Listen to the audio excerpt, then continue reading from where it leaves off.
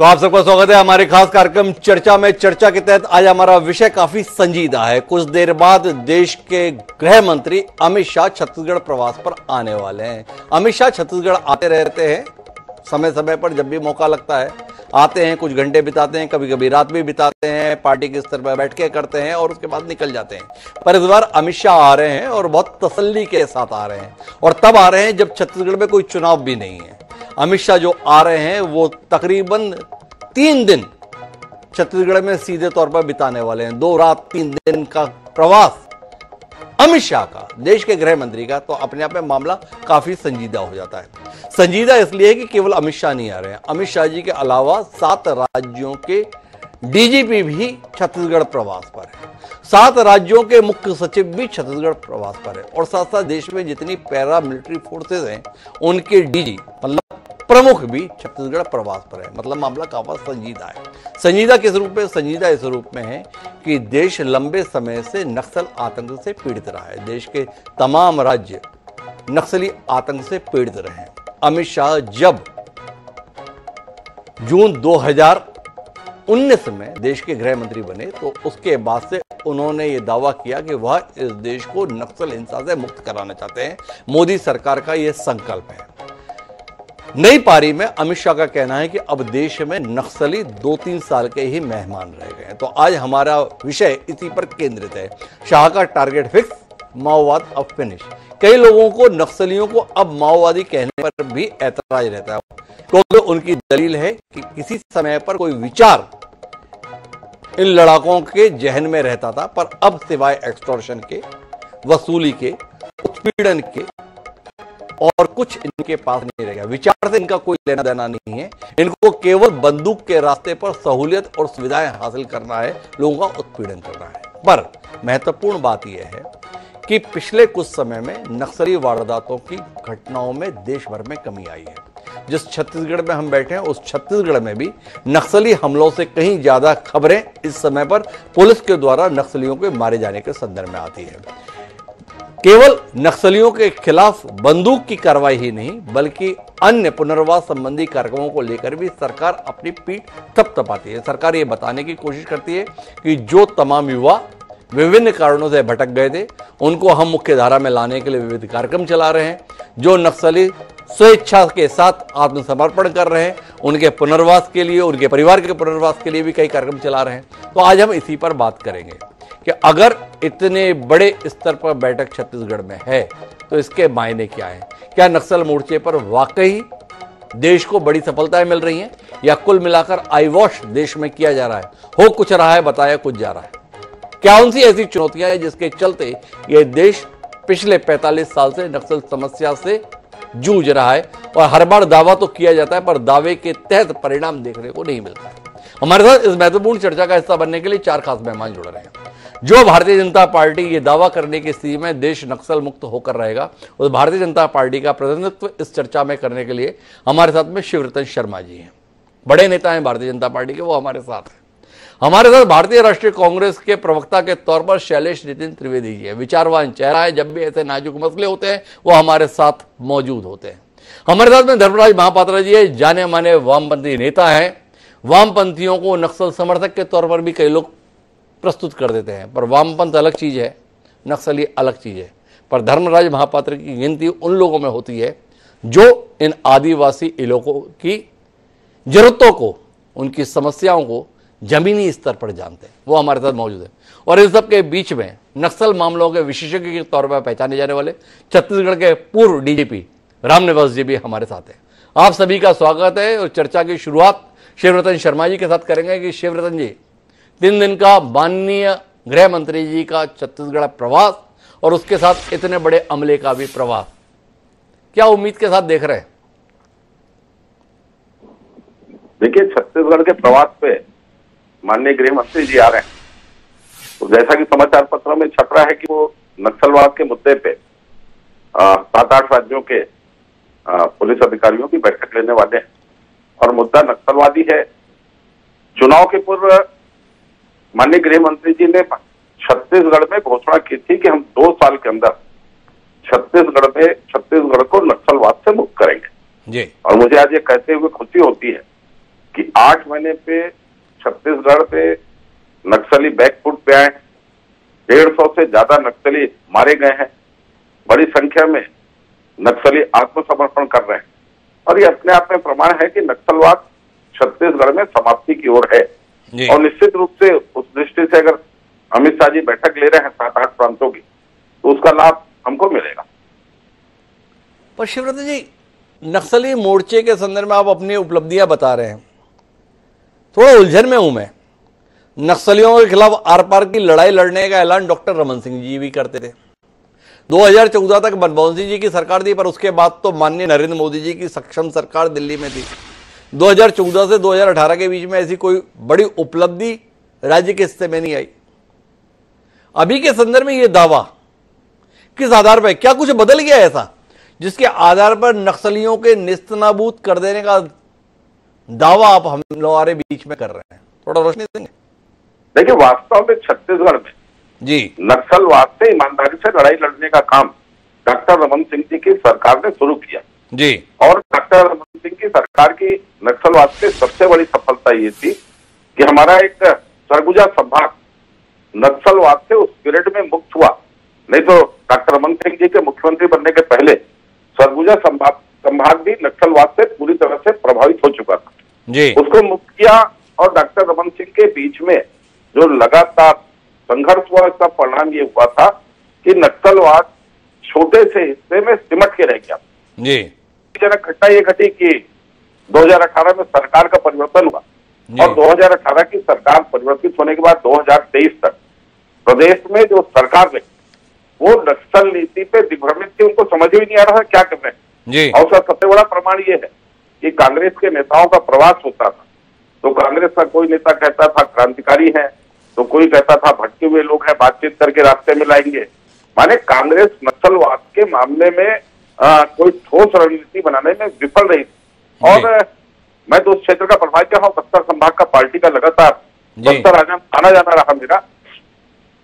वहां आपस में बातचीत में लोग कहते थे कि भाई ये सरकार नक्सलवादियों का समर्थन करने वाली सरकार, और हमको भी ऐसा लगता है क्योंकि 2013 से 18 के बीच में विधानसभा में हम रहे, भूपेश बघेल जी भी हमारे साथ विधायक थे, और 2013 में जो एक बड़ी घटना हुई थी जिसमें कांग्रेस की पूरी लीडरशिप 27 में नक्सल घटनाओं में समाप्त हुई, तो माननीय भूपेश बघेल इस मुद्दे को उठाते हुए कहते थे कि मेरे पास सारे प्रमाण हैं, जो लोग इस घटना के दोषियों के सारे प्रमाण हैं, वक्त आने पर मैं पेश करूंगा। और हम जब बोलते थे कि अगर आपके पास प्रमाण है तो आप उसको प्रस्तुत नहीं कर, क्यों नहीं करते, तो भूपेश जी का जवाब हुआ करता था उनको सुरक्षा कौन प्रदान करेगा।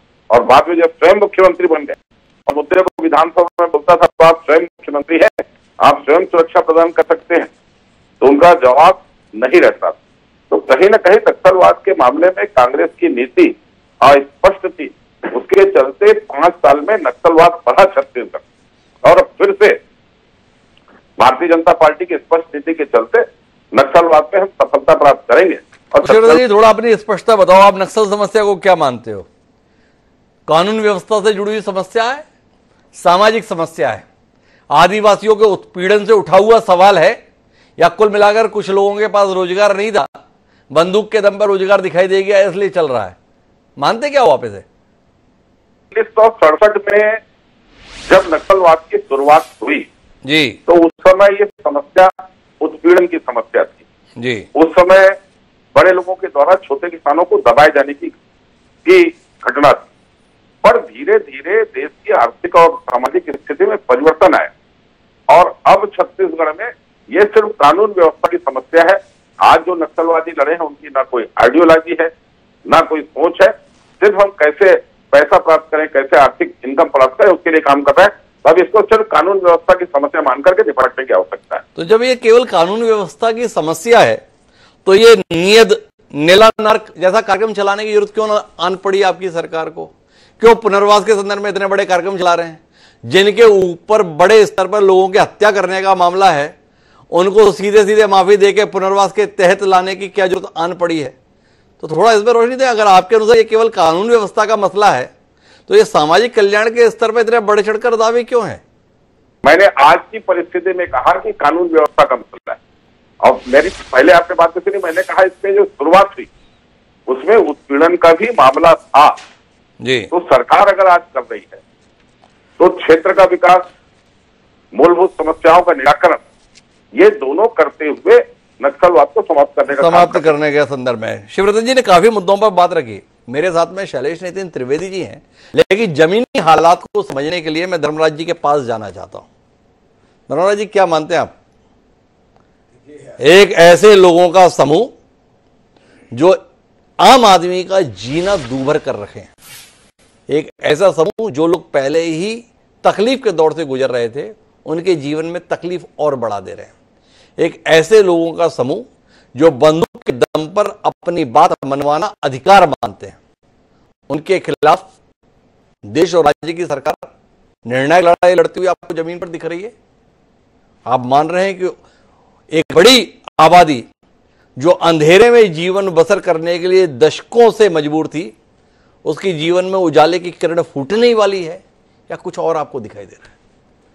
देखिए, पहली बात तो ये है कि ये जो बंदूक के बल पर जो परिवर्तन का विचारधारा चलाने वाले लोग हैं, हम उससे सहमत नहीं हैं जी, और हम उसके खिलाफ लड़े हैं। और जिसका जिक्र भी किया जा रहा था, जहां से इस आंदोलन की शुरुआत हुई नक्सलवाड़ी से, वहीं से नक्सलवाद का उदय हुआ जी, उसके खिलाफ न केवल हमने लड़ाइयां लड़ी, बल्कि मार्क्सवादी कम्युनिस्ट पार्टी वो पार्टी है जिसने जो है असंख्य लोगों का बलिदान भी उस प्रक्रिया में दिया।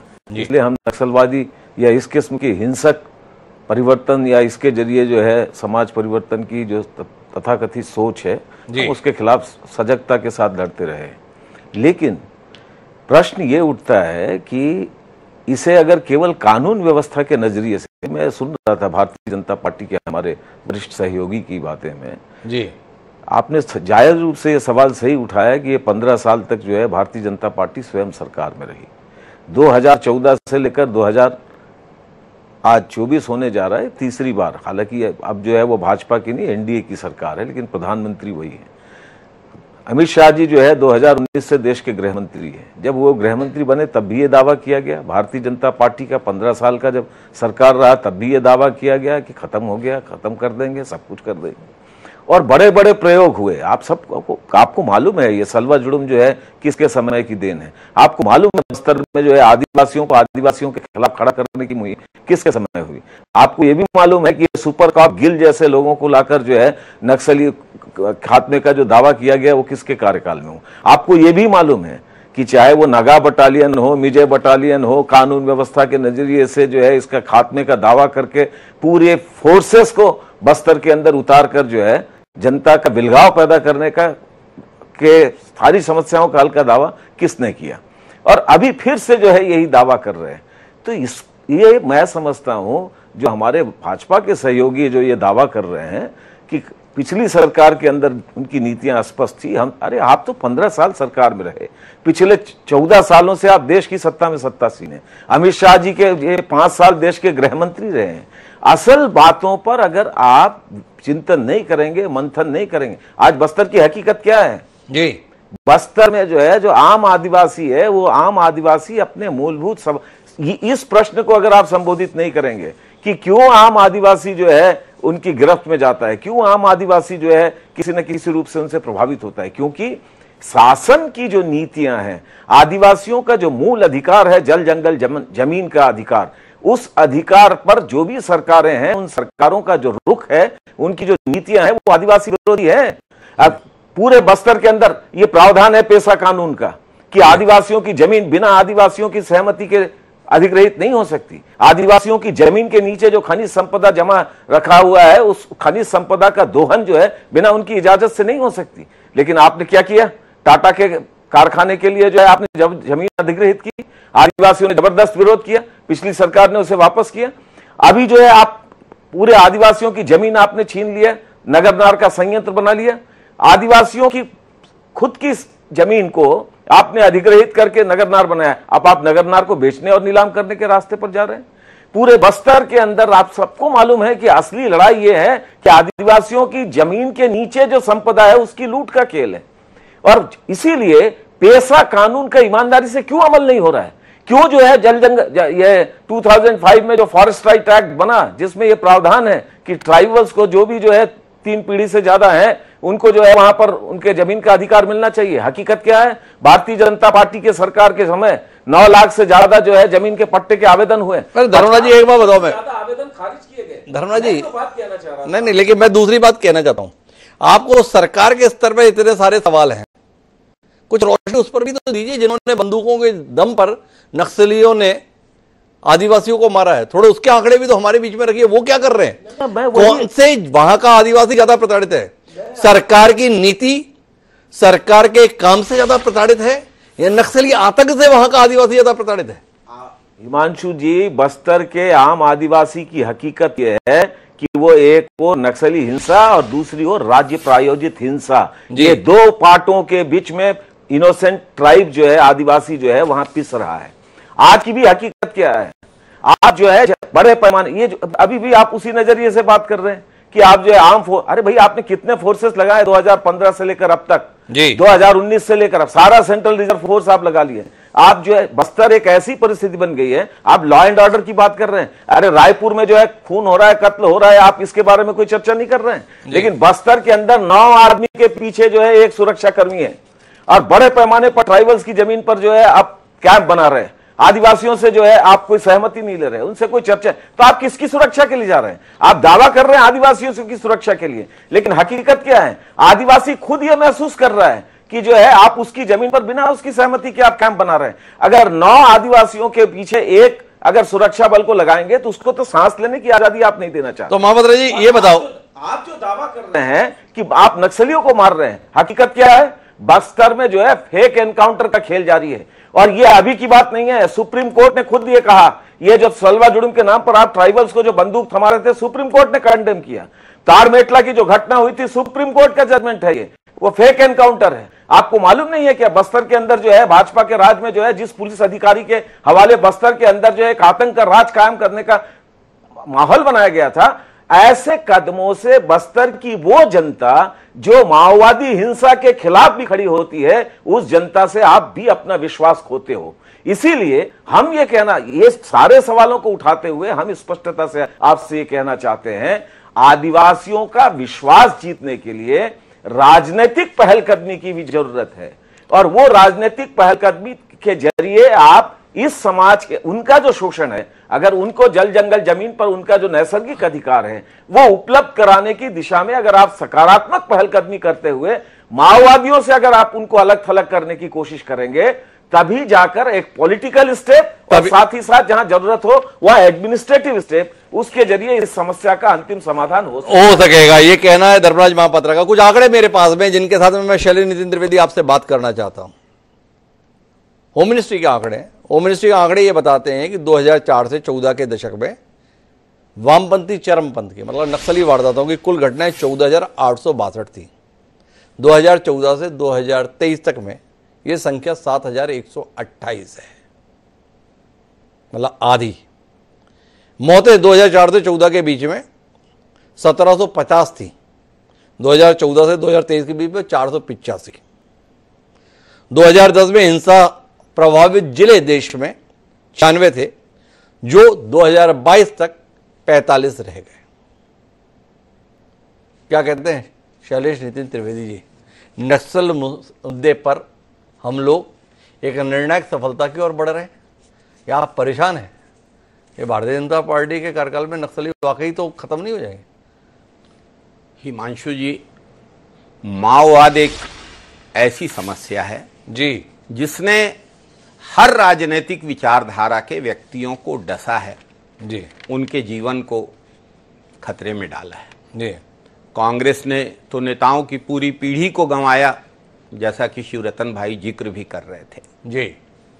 कम्युनिस्ट पार्टी, मार्क्सवादी और कम्युनिस्ट पार्टी के लोगों ने भी माओवादियों के हाथों अपने प्राण गंवाए हैं जी। और भाजपा के नेताओं की भी हत्या माओवादियों के द्वारा की गई है।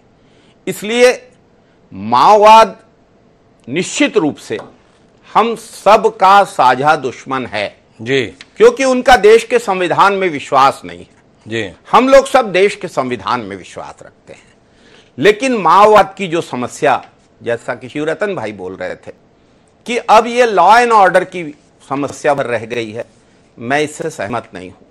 माओवाद की समस्या लॉ एंड ऑर्डर से ज्यादा एक सोशियो इकोनॉमिक प्रॉब्लम है, एक सामाजिक आर्थिक समस्या है। और 2014 में आए तो थे मोदी जी, मुख्यमंत्री बनने के ठीक पहले धमतरी में मोदी जी ने सभा को संबोधित किया था और कहा था कि जीरम के शहीदों को, उनके हत्यारों को यूपीए सरकार नहीं पकड़ पाई, हम उनको पकड़ेंगे और हम उनको सजा दिलाएंगे जी। लेकिन मोदी सरकार ने क्या किया? जब जब कांग्रेस की भूपेश बघेल सरकार ने जांच आगे बढ़ाने की कोशिश की, जिन सबूतों की बात शिवरतन भाई कर रहे थे उनके आधार पर आगे बढ़ाने की कोशिश की, जितेंद्र मुदलियार की एफआईआर हो या खरसिया थाने की एफआईआर हो, हर बार एनआईए के द्वारा, जो केंद्र सरकार की एजेंसी है, याचिका लगा के न्यायालयीन स्थगन प्राप्त करने में केंद्र सरकार ने पूरी ताकत लगाई। इसकी जांच को आज 10 वर्षों से बाधित करके रखा गया है। एनआईए जांच कर नहीं रही है। एनआईए ने जो जांच की प्रथम जो रिपोर्ट, एक फाइनल रिपोर्ट जैसी लगाई है, वो अपर्याप्त है। अमित शाह जी के बयान का ये जिक्र कर रहे थे कि 3 साल पहले अमित शाह जी ने कहा, मैं कह रहा हूं वाकई में 3 साल में क्या हुआ? कांग्रेस के शासनकाल में जो आंकड़े आप बता रहे थे, माओवादी घटनाएं भी कम हुई, लोग मरने वाले कम हुई। आप आंकड़े ढंग से सुनो शैलेंद्र त्रिवेदी। 2004 से 2014 के बीच में 14,000 से ज्यादा घटनाएं और 2014 से 2023 के बीच में 7,150 घटनाएं।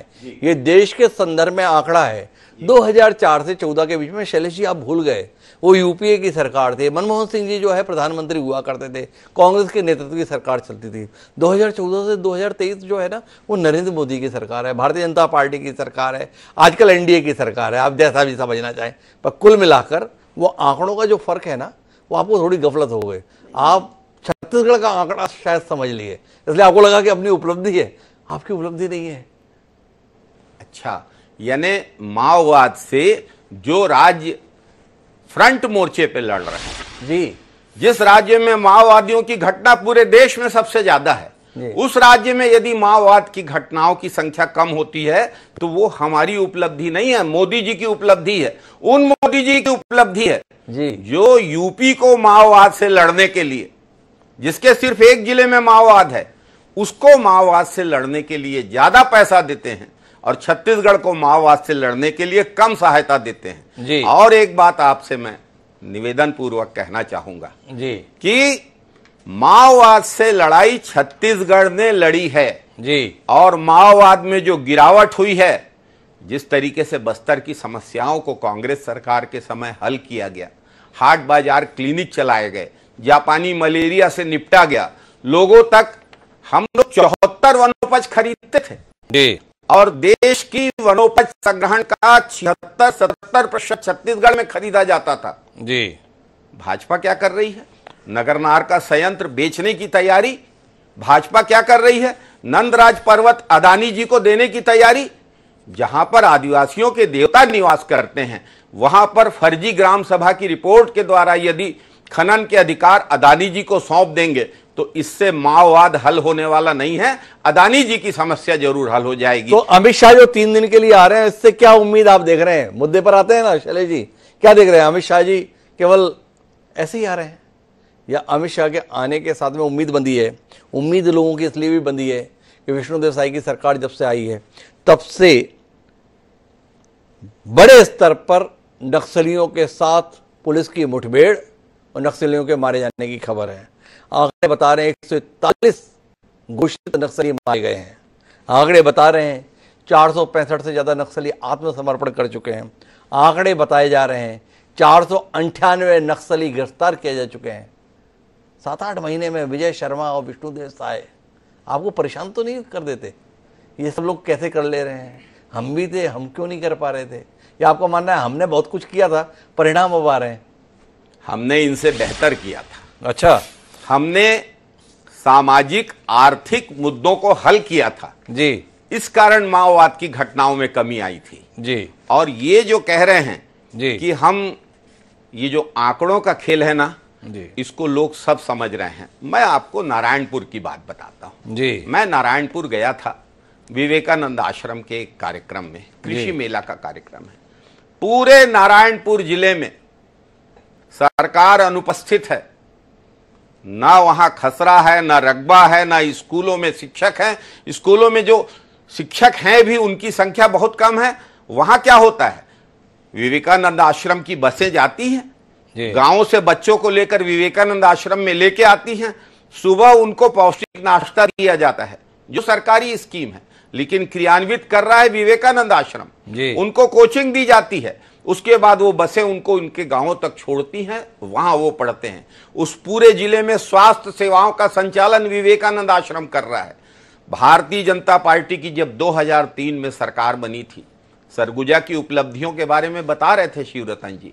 बस्तर में जो माओवाद दक्षिण बस्तर के 3 ब्लॉकों तक ज्यादातर सीमित था, सुकमा, दंतेवाड़ा और बीजापुर, उसने छत्तीसगढ़ के 14 जिलों को अपने चपेट में ले लिया था। डॉक्टर रमन सिंह जी का गृह जिला कवर्धा भी माओवादी प्रभावित जिलों की श्रेणी में आ गया था। और केपीएस गिल ने क्या कहा था, सुपर कॉप केपीएस गिल ने इंडियन एक्सप्रेस के कॉन्क्लेव में कहा था कि मुझे तो मुख्यमंत्री जी ने कहा कि आप तो मौज करिए, माओवाद से लड़ने के बारे में आपको तनाव लेने की कोई जरूरत नहीं है। अभी छत्तीसगढ़ के लोग उस बात को भी भूले नहीं। अच्छा, तो याद थोड़ा सा और कराओ ना भाई। शिवरतन जी ने हमें याद कराया कि देखो, जब हमारी 15 साल सरकार रही ना रमन सिंह जी के नेतृत्व में, तो सरगुजा इलाका नक्सल मुक्त हो गया। दस्तावेजी सबूत है, कोई उसमें बहस की गुंजाइश नहीं। थोड़ा आप ये बता दो शैलेश नितिन द्विवेदी, ये जो 5 साल आप राज्य में काबिज रहे, अभी हाल ही में आपने कितने इलाके को नक्सल मुक्त कराने में सफलता हासिल कर दी? आंकड़े के रूप में आ जाए ना, आपकी कहीं कमी ना रह जाए बताने में। जी, मैं आपसे आंकड़े के रूप में तो नहीं, लेकिन एक बात कहना चाहूंगा जी। सोनकू बिजलू 2 बच्चे थे, 12 साल और 14 साल के, अपने घर में एक मृत्यु की सूचना देने के लिए बगल के गांव में जा रहे थे। भाजपा सरकार में उन्हें माओवादी बता के मार डाला गया। सारकेगुड़ा की घटना, बेदा गेलूर की घटना, अभी छत्तीसगढ़ के लोग भूले नहीं हैं। माओवाद से निपटने का अर्थ बच्चों को मारना, महिलाओं को मारना। जो सारकेगुड़ा में मरा था वो 4ठी कक्षा के अपने क्लास में गणित का टॉपर था। माओवाद का अर्थ बच्चों को, बीच पंडुम मना रहे लोगों को मारना नहीं होता। अरे शैलेश जी, सवाल इकोनॉमिक्स का किया, पूछा। 5 साल सरकार थी आपकी, बता तो दो क्या किए थे। आप तो फिर से रमन सिंह जी पे ही पहुंच गए। अपने कार्यकाल का कुछ बताने लायक है नहीं? है बताने लायक जी। स्वास्थ्य संबंधी समस्याओं को हल किया गया। सुकमा कोंटा अरे में कितने इलाके को नक्सल हिंसा से मुक्त करा लिए, बताओ ना सर। बंद पड़े 1000 स्कूल चालू कराए गए। यही तो नक्सल हिंसा से मुक्ति का रास्ता है जी। यही तो कि उनको वनोपज के संग्रहण के द्वारा आय दी जाए, तेंदुपत्ता का सही रेट मिले, तेंदुपत्ता के बोनस में चरण पादुका खरीदी का घोटाला ना हो। ये माओवाद से मुक्ति का रास्ता है। गोली मारना माओवाद से मुक्ति। मुझे आना है रामनिवास जी के पास, पर शिवरतन जी को लग रहा है शैलेश जी लगातार बोल रहे हैं, उनके बड़े प्रिय हैं शिवरतन जी के। शैलेश जी, शिवरतन जी को लगा मैं मौन रह गया ठीक नहीं होगा, तो एक बार शिवरतन जी अपना मौन तोड़े तो फिर रामनिवास जी के पास चले। हिमांशु जी, 2-3 विषय जी। पहला तो माननीय जो महापात्रा जी ने कहा एनडीए की सरकार अब है, पहले मैं शिवरतन जी उसके लिए तो आपके पास विस्तार से आऊंगा। शैलेश जी के संदर्भ में कोई टिप्पणी है क्या आपकी? नहीं तो इस चरण में मैं रामनिवास जी से बात कर लूं। शैलेश जी के संबंध में टिप्पणी ये है जी कि शैलेश जी का ये कथन कि रमन सिंह जी के पीरियड में नक्सलवाद राजनांदगांव जिले में उनके गृह जिले में आ गया। मैं उनसे पूछना चाहता हूँ, मानपुर थाना लूटने की घटना कब हुई जी? किसकी गवर्नमेंट? एक। दूसरा, जो शैलेश जी ने नारायणपुर में शिक्षक न होने की बात, अरे हमारी सरकार को बने 8 साल हुआ है, 5 साल आप लगातार सरकार में रहे, अभी तो 5 साल में ना हमने कोई ट्रांसफर की है, ना कभी 8 महीने में ना कोई ट्रांसफर हुई है, ना कोई पोस्टिंग हुई है, तो 5 साल में आप शिक्षक की व्यवस्था क्यों नहीं कर पाए? इसका जवाब दे दें। तीसरा, आपने कहा कि हम तेंदुपत्ता का पैसा दे रहे हैं। तेंदुपत्ते की एवरेज तुड़ाई कितने दिन होती है पूरे बस्तर? एवरेज तोड़ने का काम लेबरों को कितने दिन मिलता था ये बता दें। 2 रोज से ऊपर सेतु पत्ता नहीं तोड़ा गया 5 साल। तो कुल मिलाकर शिवरतन जी के कई सारे सवाल है, लेकिन मैं आना चाहता हूं रामनिवास जी के पास में। मैं आता हूं शैलेश जी, थोड़ा समझने की कोशिश, इतनी दूर से हमारे साथ रामनिवास जी जुड़े हैं, नक्सल मामलों के विशेषज्ञ के तौर पर देश में पहचाने जाते हैं। छत्तीसगढ़ जैसे राज्य का चुनौतीपूर्ण परिस्थितियों में डीजीपी का दायित्व उन्होंने निभाया है। जानना थोड़ा दूसरा है रामनिवास साहब, अमित शाह के गृह मंत्री बनने के साथ देश में एक उम्मीद बंधी है नक्सल मोर्चे पर निर्णायक सफलता की देश के संदर्भ में। यहां बैठक छत्तीसगढ़ को लेकर होने नहीं जा रही है, यहां बैठक 7 राज्यों के संदर्भ में होने जा रही है, जिसमें उड़ीसा है, झारखंड है, तेलंगाना है, तमाम राज्य, महाराष्ट्र है। कार्य पद्धति में क्या बदलाव ऐसा है जिसके चलते अमित शाह के संदर्भ में हम सब उम्मीद भरी निगाह से देख रहे हैं कि शायद वो सपना साकार हो जाएगा जो हम 4 दशक या 5 दशक से देखते आ रहे हैं। नमस्कार डॉक्टर साहब, मेरे सभी साथियों को भी नमस्कार जी। सभी हमारे मित्र हैं, पुराने मित्र हैं और पुराने मित्र हैं। और जो माननीय अमित शाह जी छत्तीसगढ़ पधार रहे हैं, तो ये एक समय ऐसा आ गया है इतिहास में और कि अब नक्सलवाद खत्म होने की तरफ है, और उम्मीद है कि अगले 2 से 5 साल में पूरे देश में इससे मुक्ति हो जाएगी जी। और इसके लिए जरूरी है कि जिसको कहें कि छत्तीसगढ़ से नक्सलवाद खत्म होगा तभी देश से नक्सलवाद खत्म होगा, जिसमें कि बीजापुर, सुकमा, नारायणपुर और थोड़ा बहुत हिस्सा जो है बाकी दंतेवाड़ा और अपने बाकी जिलों का है। तो ये एक मौका है क्योंकि इसमें सभी का सहयोग है, सभी का योगदान है। पूरी छत्तीसगढ़ की जनता, देश की जनता, केंद्रीय सरकार, राज्य सरकारों का और सभी आम जनता का और हमारे जितने आदिवासी भाई बहन हैं उन सबका बहुत बड़ा योगदान है और बहुत बड़ा उन्होंने बलिदान दिया है। छत्तीसगढ़ में माने तो कम से कम जो है 3500 के करीब जो है पुलिस कर्मियों ने अपना शहादत दी है और 6000 से 7000 के करीब जो है वो आम नागरिकों ने यहाँ पे शहादत दी है। देश की फिगर अलग है, तो सभी का इसमें योगदान है। समय समय पे जैसी परिस्थितियां रही उस समय रहा। तो मैं माननीय गृह मंत्री जी आ रहे हैं, बहुत बड़ा संदेश ये है कि वो उन्होंने ये कहा है कि अब इसको मुक्त करना है तो पूरा जोर लगाना है, एक संदेश वो देने आए हैं और सभी सुरक्षा बलों को भी, सामाजिक संस्थाओं को भी, राज्य सरकार को भी कि इसको अब समाप्त करना है। उम्मीद है 2 से 5 साल में समाप्त हो जाएगा और इसमें सभी पहलुओं पे जरूरी है, सामाजिक भी है, आर्थिक भी है और कानून व्यवस्था भी है, क्योंकि बिना समाज के कोई काम हो नहीं सकता। जब तक उनकी समस्याओं को दूर नहीं किया जाएगा तो कोई समस्या पुलिस के अकेले उससे होगी नहीं दूर, और आर्थिक रूप से जब लोगों का बदलाव होगा तभी दूर होगी।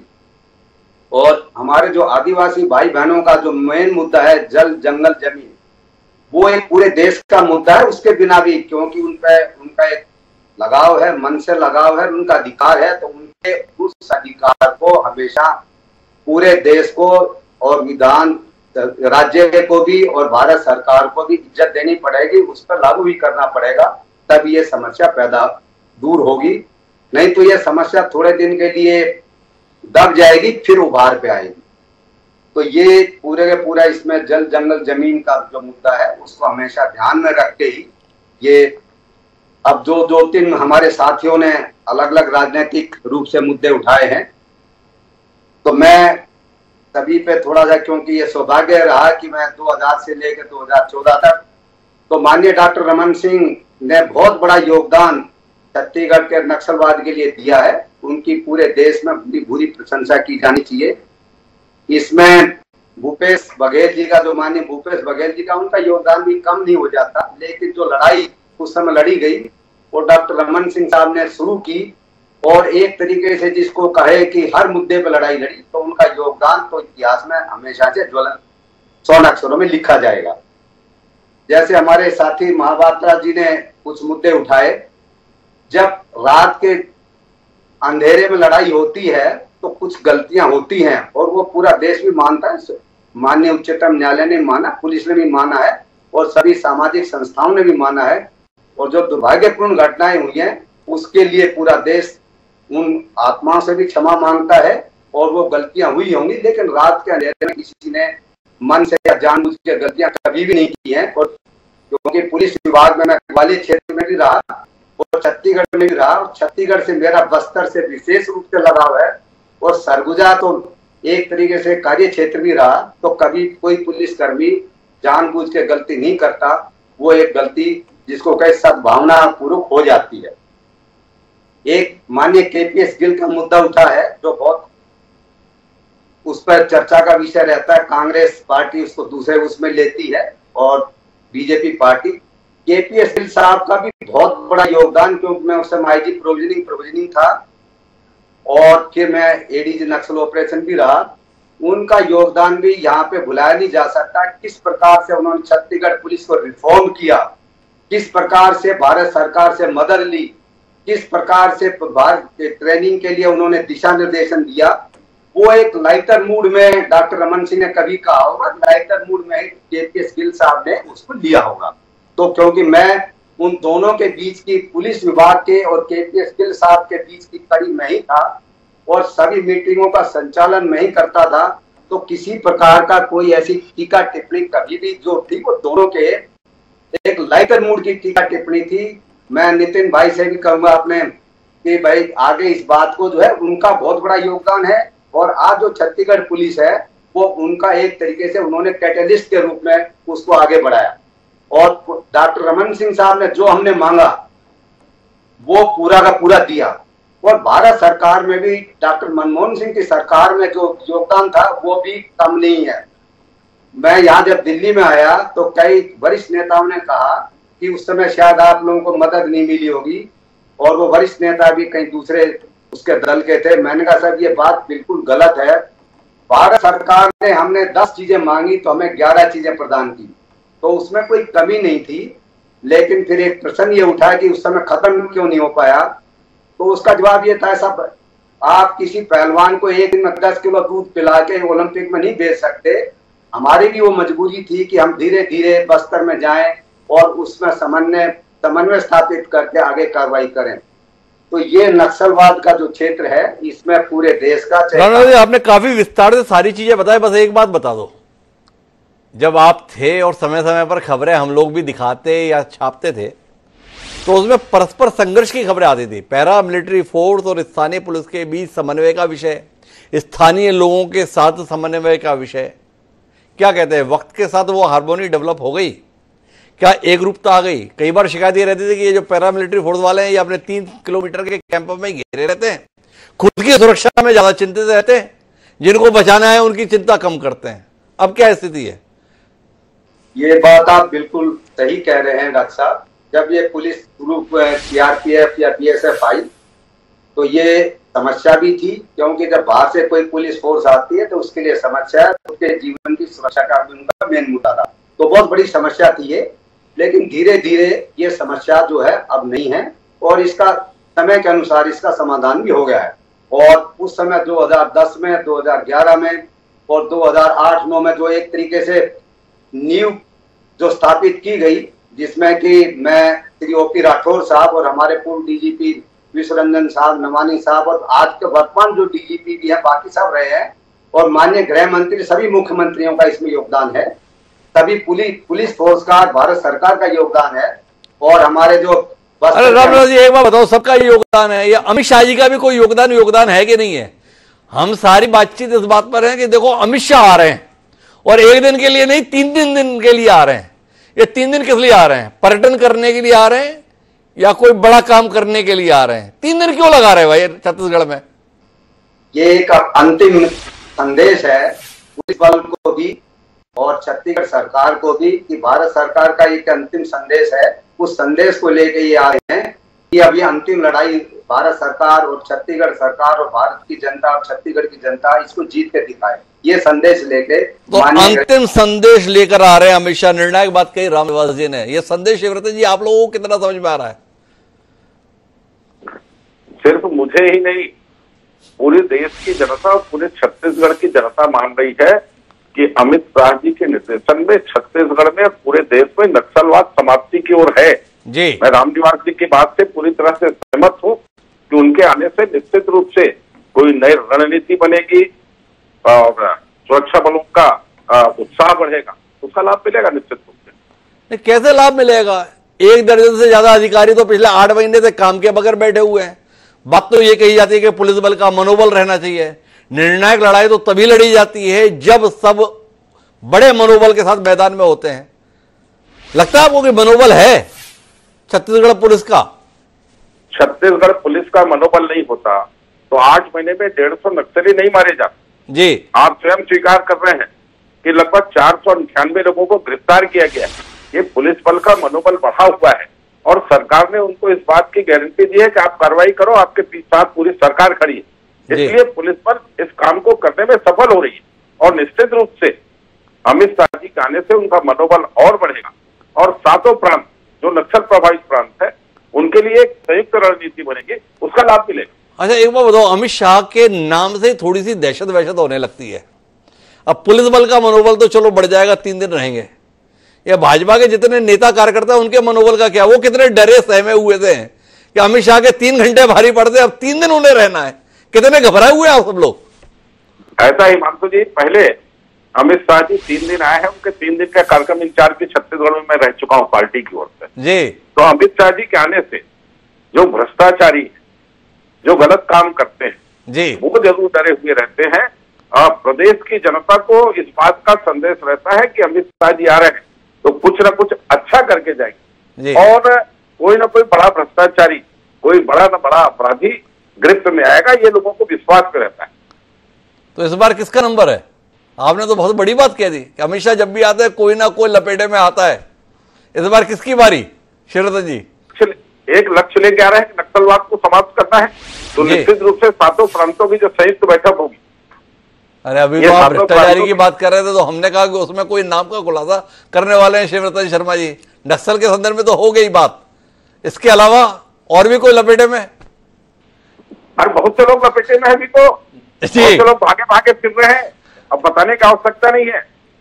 मानिए अमित शाह जी आ रहे हैं तो आप मान के चलिए कि महादेव की जो घटना अभी तक रुकी पड़ी है उसमें ठोस कार्रवाई और होगी। और बताएं, नक्सलवाद जो मुख्य मुद्दा है बैठक का, उनका आने का तो उद्देश्य क्लियर है। तो उद्देश्य बिल्कुल स्पष्ट है। धर्मराज महापात्रा जी, काफी विस्तार से अपनी बातचीत हुई। अब जल जंगल जमीन को लेकर तो आपने जितनी भी बात कर ली, लेकिन आप जी शिवरतन जी कुछ बात अधूरी रह गई आपकी। मैं महापात्रा जी का जवाब नहीं दे पाया था जी। मैं 2 बातें बोलना चाहता हूँ महापात्रा जी से कि भाई नरेंद्र मोदी जी की सरकार बनी तो 2014 से ही वो एनडीए की सरकार है, 2024 में एनडीए की सरकार नहीं बनी, वो लगातार एनडीए की सरकार है, पहली बात। दूसरी बात, तुमने कहा कि भाई नगरनार का प्लांट बेचने की बात हो रही है, आदिवासियों की जमीन छीनी गई, टाटा के नाम पे जमीन छीनी गई। अरे भैया, नगरनार और का प्लांट बना या टाटा के लिए जमीन ली गई, उसके पहले छत्तीसगढ़ में नक्सलवाद आ चुका था। छत्तीसगढ़ को तो नक्सलवाद विरासत में मिला है मध्य प्रदेश के पीरियड। आप अगर इतिहास उठा के देख लें तो जब हम मध्य प्रदेश में थे तब भी नक्सली घटनाएं बस्तर में घटी है। एक नगरनार या टाटा ये हम कह सकते हैं, पर नगरनार और टाटा के लिए जमीन लेने से नक्सलवाद का कोई सरोकार नहीं। और मैं फिर से बोलता हूं, एक समय था कि नक्सलवाद उत्पीड़न के खिलाफ खड़ा, पर 2010-11 में जब कानून सत्याल ने आत्महत्या की तो पूरी तरह से निराश हो गया था कि जो नक्सलवाद का आंदोलन है पूरी तरह से भटक गया है। और आज की तारीख में छत्तीसगढ़ में नक्सलवाद सिर्फ कानून व्यवस्था की समस्या है, लोग अवैध कमाई करने के लिए इसका उपयोग कर रहे हैं। तो शिवरतन जी बहुत स्पष्ट है, जो नक्सलवाद उत्पीड़न के खिलाफ उपजा था वो नक्सलवाद खुद उत्पीड़न का परिचायक हो गया है। ये कुल मिला के वक्त के साथ उसकी यात्रा है। पर धर्मराज महापात्रा जी, आखिरी दौर की बातचीत के लिए अपन है। अमित शाह निर्णायक लड़ाई की बात कह रहे हैं, पैरा मिलिट्री फोर्स के तमाम कैंप बस्तर इलाके में बिछा दिए गए हैं, छत्तीसगढ़ फोर्स उनके साथ हमकदम बनकर उन इलाकों के अंदर दाखिल हो रही है जहां पर जाने की कल्पना भी नहीं होती थी। क्या कहते हैं, इसके परिणाम सकारात्मक मिलेंगे?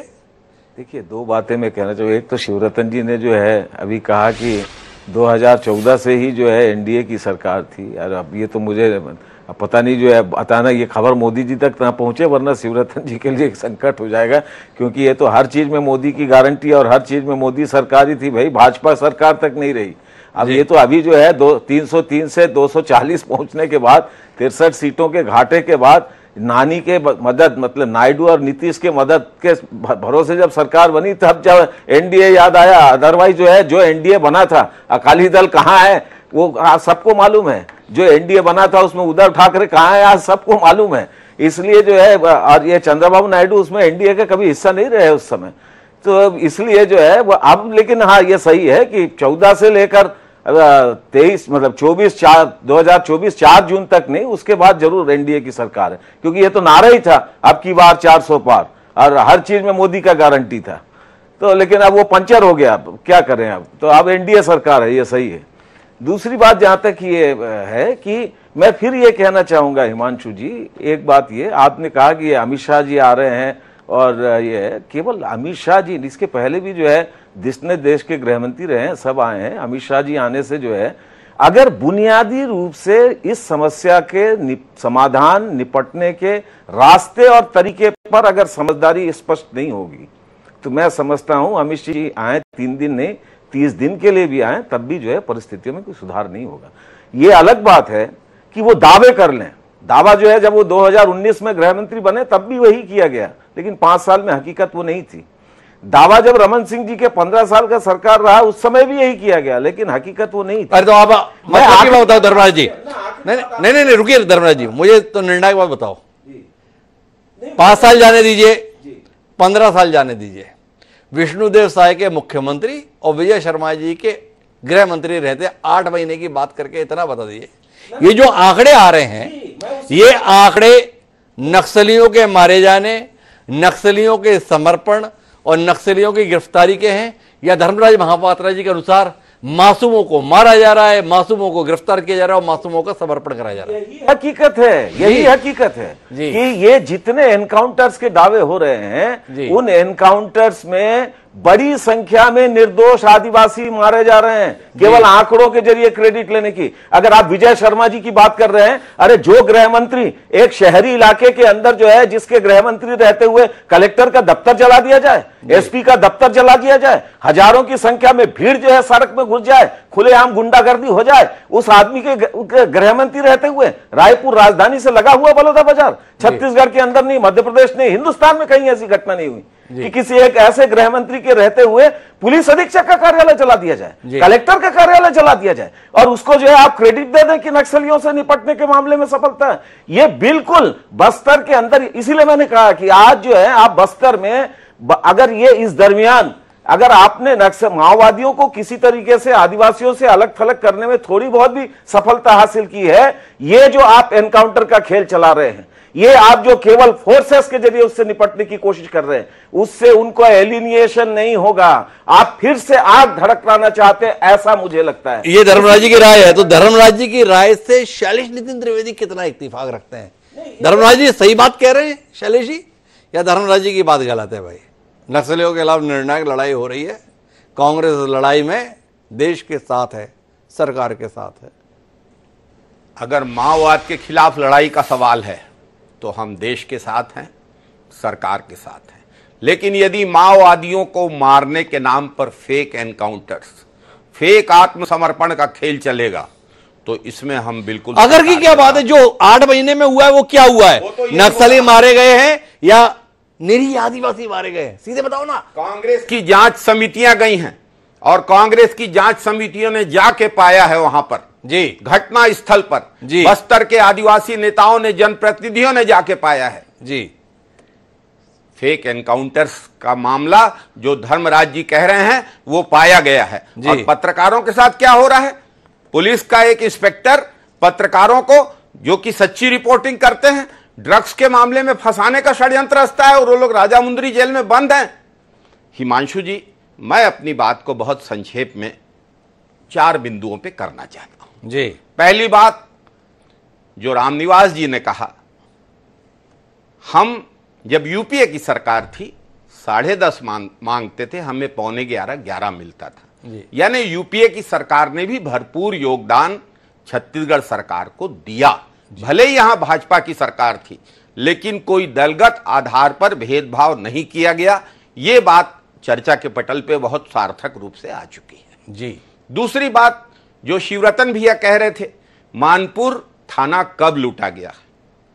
अब जब मानपुर की ही बात हुई है तो भाटापारा के दामाद VK चौबे, जो रायपुर के एडिशनल एसपी रहे और एसपी राजनांदगांव थे, वो भी वहीं पर उसी इलाके में मारे गए थे और उस घटना से जुड़ी हुई तल्ख यादें और बातें सबको स्मृति में हैं। तीसरी बात, अमित शाह जी आ रहे हैं आज, और अमित शाह जी जैसे बड़े नेता का आना, ताकतवर नेता का आना और इतने सारे मुख्य सचिवों का आना, डीजीपी का आना, सेंट्रल फोर्सेस के डीजीपी का आना, सब ठीक है। राजनीतिक नेतृत्व कहां है? मुख्यमंत्रियों को भी बुला लिया होता अमित शाह जी ने, कहीं ना कहीं एक राजनीतिक इच्छा शक्ति का भी प्रदर्शन कर देते। मुझे तो लग रहा है कि जो शिवरतन जी कह रहे हैं, उनकी और अमित शाह जी की बातचीत हो गई है, दोनों की सोच एक ही है। उनके लिए ये कानून और व्यवस्था का मामला है, ये राजनीतिक सोच इस मामले में न शिवरतन भाई रखते हैं और न आदरणीय अमित शाह जी रखते हैं। और आखिरी बात, मेरा यह मानना है कि मुख्यमंत्रियों को जो अलग रखा गया उसका एक विशेष कारण है। 8 महीने से जो छत्तीसगढ़ में दुर्दशा हुई है, कानून व्यवस्था की स्थिति बिगड़ गई है, छत्तीसगढ़ इकाई में जो मतभेद चल रहे हैं, मुख्यमंत्री, उप मुख्यमंत्री, मंत्री, विधायक, वरिष्ठ विधायक, उस मतभेद की स्थिति, कलेक्ट्रेट कार्यालय जलने की, बलौदा बाजार की जानकारी सब भाजपा के राष्ट्रीय नेतृत्व तक पहुंच गई है। हर समाज आज असंतुष्ट है, दुखी है, नाराज है। सतनामी समाज नाराज है, आदिवासी समाज नाराज है, यादव समाज नाराज है।